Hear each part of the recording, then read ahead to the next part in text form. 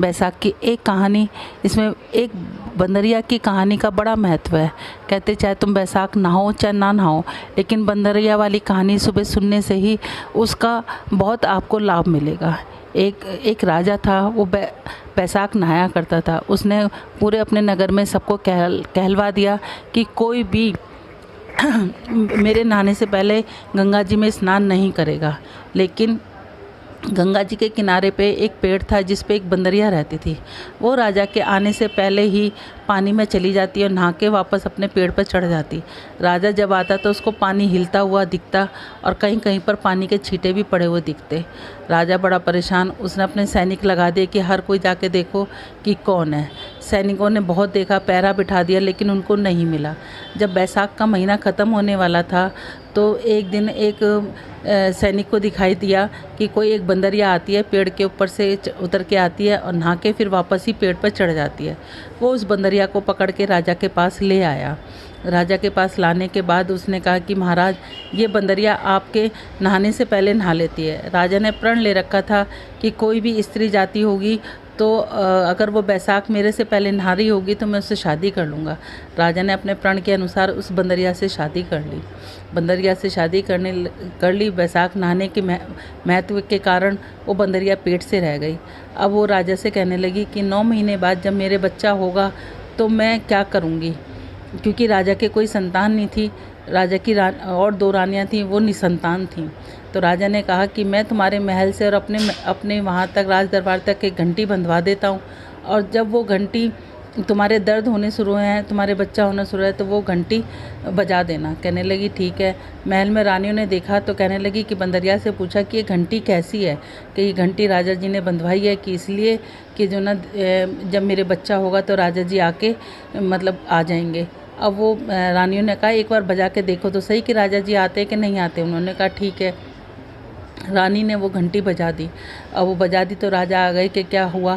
कहने लगी मैंने तो बजा के इसलिए देखी थी कि आप आते हो कि नहीं आते।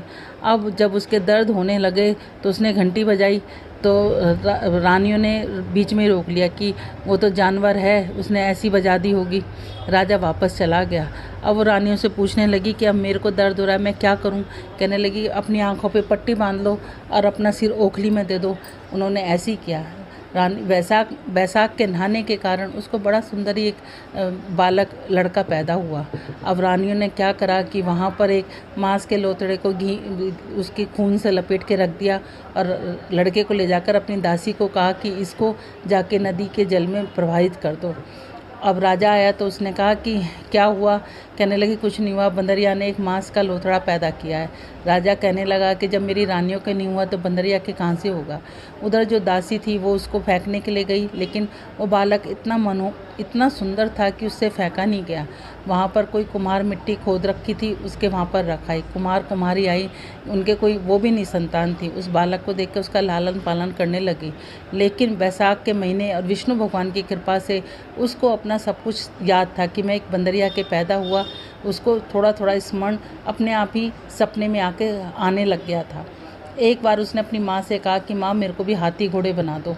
कहने लगी ठीक है। उसने हाथी घोड़े बना के और वो पनघट पर जाकर बैठ गया जहाँ पर रानी की दासियाँ पानी भरने आती थी। कहते थे मेरे मिट्टी के हाथी घोड़े पानी पी लो। अब रानी की दासियाँ हंसने लगी, कहने लगे कहीं मिट्टी के हाथी घोड़े भी पानी पीते हैं। अब उसने कहा कि कहीं बंदरिया भी मांस का लोथड़ा देती हैं। तो अब वो समझ गई। उन्होंने रानी से जाके कहा। रानी ने उनके लिए उसके लड्डू बनवाए, जहर के लड्डू बनवाए। लेकिन विष्णु भगवान की कृपा से वो जहर के लड्डू उसके गोंदगिरी के लड्डू बन गए।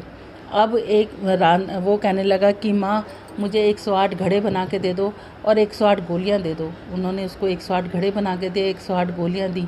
अब वो उनको ले जाके वहाँ बैठ गया और वहाँ पर गणगौर पूजने के लिए कुछ लड़कियाँ मिट्टी लेने के लिए आईं। बहुत तेज़ धूप हो रही थी तो उसकी वजह से उन्हें प्यास लगी। उन्होंने कहा हमें पानी पिला दो। वो आग जलाकर बैठ गया। कहने लगा कि मैं पानी पिलाऊंगा, पहले एक एक गोली खाओ और इस आग के चारों तरफ चक्कर लगाओ। कुछ ने कहा हम तो नहीं खाते, हम तो नहीं करते। कुछ कहने लगी गोली खाने में चक्कर लगाने में क्या जाता है। उन्होंने गोली खाई, चक्कर लगाए। तो जिन्होंने लगाए वो घर जाकर किसी को उल्टी होने लग गई, किसी को रोटी से जी ना करे। अब उनके लड़कियों के माँ बाप ने उनकी शादी निकाली तो पंडितों ने कहा कि इनकी शादी तो हो चुकी है। उन्होंने कहा नहीं। इसके बाद क्या नाम है, अब लड़कियों से पूछा गया तो लड़कियों ने कहा कि ऐसे ऐसे कुम्हार के लड़के ने हमें गोली दी और आके चारों तरफ चक्कर काटे, हमने ऐसे ही किया तो उसके कारण हमारा जब से ऐसे हाल होने लग गया। अब वो सारे सेठ अपने लड़कियों को लेके उसकी माँ कुम्हार के घर आया और कहने लगे कि जो ना अब आप ऐसा करो कि इन्हें अपनी बहू बना लो।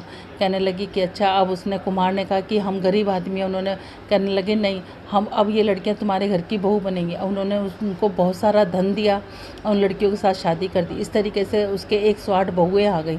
अब उसने 108 कमरे बनवाए, सब रहने लगे। 9 महीने के बाद उसके 108 पोते हो गए। उसने कहा कि हमें इतना धन मिल गया माँ तेरे घर। राजकुमार कहने लगा हमें इतना धन मिल गया और माँ तेरे घर 108 बेटे हुए, तो ऐसे करके तू पूरे नगर में इस राजा के घर पे खाने के लिए भिजवा। उसने कहा ठीक है। राजा के घर पे न्योता भेजा, पूरे नगर में राजा भी आया।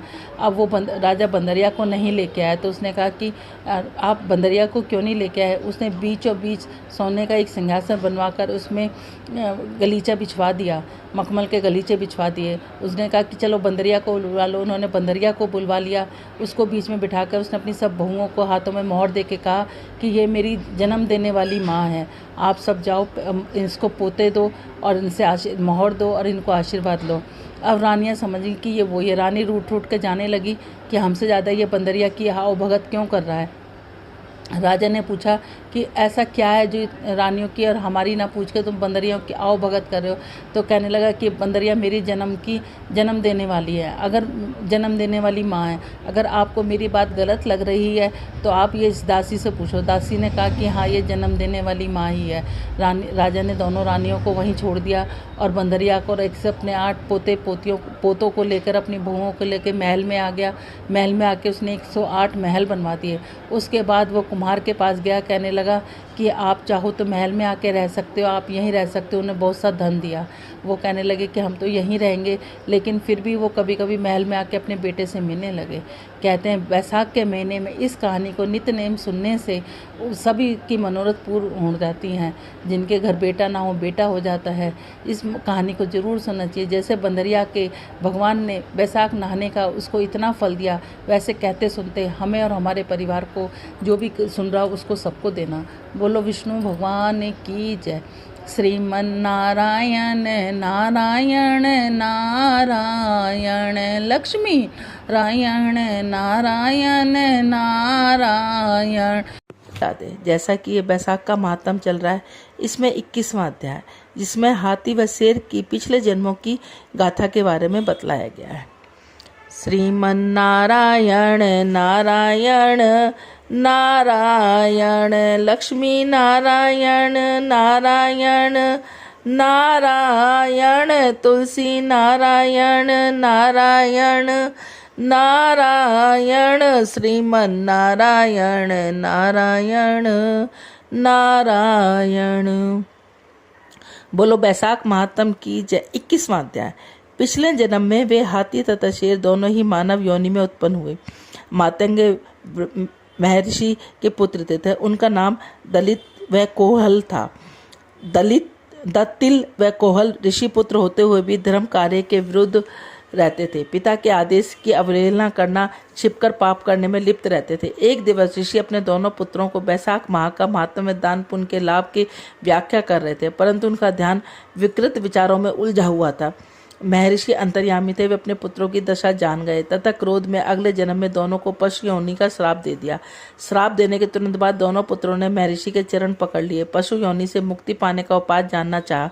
ऋषि को अपने दोनों पुत्रों की नासमझी पर करुणा आ गई। तत्पश्चात उन्होंने नरम होते हुए कहा, यदि तुम शेष जन्म में अच्छे कर्म करोगे तो मैं विपरीत पशु योनि मिलेगी तथा एक दूसरे के स्वयं विध्वंस कर स्वर्ग लोक को प्राप्त हो गए।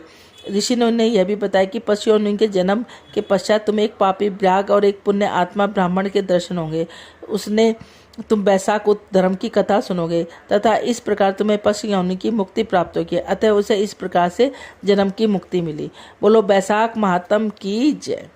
हे नाथ नारायण वासुदेवा, हे नाथ नारायण वासुदेवा, हे नाथ नारायण वासुदेवा, श्रीमन नारायण नारायण नारायण।